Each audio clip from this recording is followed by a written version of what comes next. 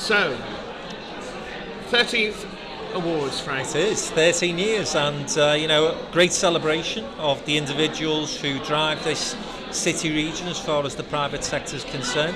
And I think if you look at the devolution deal that was done this week, it's clear that the government at least see business at the heart of those developments, at the heart of that agenda.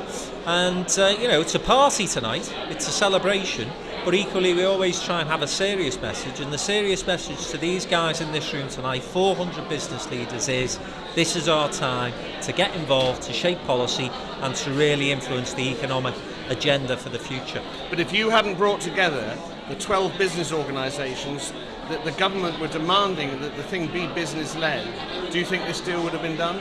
I think it would have, but I think it would have been a poorer deal. I think it's a much enriched deal because of the work that the private sector did.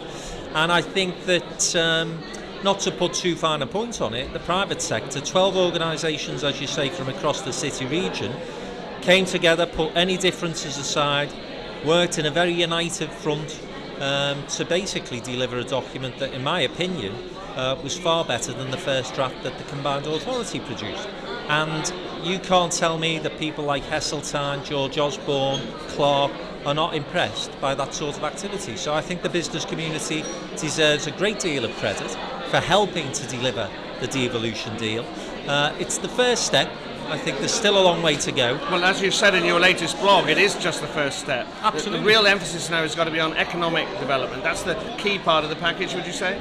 Well, absolutely. We've still got 18,000 businesses short of where we need to be in Liverpool city region. We've still got poor connectivity, not just transport, digital. We've still got issues around a skills gap.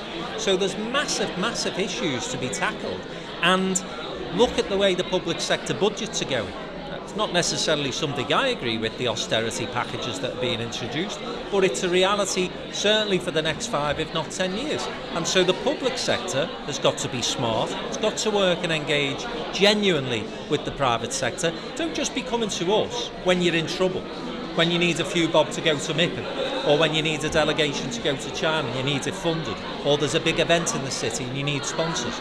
Come to us when you actually need help, support, guidance on putting together policies that are really going to help business deliver that economic growth that is at the heart of this devolution package. Anyway, just to end up, let's go back to the Livercool Awards. When you first devised it all those 13 years ago, what did you have in mind, and did you expect it still to be such a raging success? Well, we organised the first one before downtown Liverpool had even been set up, because this dinner was used to fund the business. So that's what I did. I organised an awards dinner to launch downtown Liverpool and utilise the profits from that dinner to launch the business.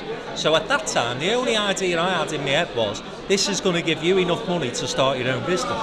13 years later, we're always very disappointed if 6 weeks out we haven't sold out. 6 weeks before this event was due to take place, we'd sold out. We've had literally thousands of votes this year, some great nominees, and I think a sign of how fantastic the Liverpool business community and how vibrant the Liverpool business scene is at the moment is the quality, the calibre of those nominees. It's going to be a great party, Jim. Well done. Cheers.